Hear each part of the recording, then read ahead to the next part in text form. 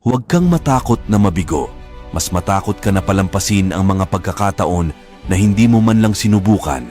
Naniniwala ako na ang pinakadakilang regalo na maari mong ibigay sa iyong pamilya at sa mundo ay ang isang malusog na ikaw. Ang pasasalamat ay ang pinakamahalagang sangkap sa pagkakaroon ng matagumpay at masaganang buhay. Hindi mo tungkulin na magustuhan ako. Akin yon. 3 bagay lang ang may kontrol ka sa iyong buhay. Ang mga kaisipan na iniisip mo, ang mga imahe na binivisualize mo, at ang mga aksyon na ginagawa mo. Hindi mo mababago ang iyong buhay hanggang hindi mo binabago ang isang bagay na ginagawa mo araw-araw. Ang sikreto ng iyong tagumpay ay matatagpuan sa iyong araw-araw na ginagawa. Hindi ka bibigyan ng pangarap kung wala kang kakayahang tuparin ito. Ang paninisi ay pag-aaksaya ng oras. Kahit gaano kalaki ang nakita mong kasalanan sa iba at kahit gaano mo siya sisihin, hindi ka nito mababago.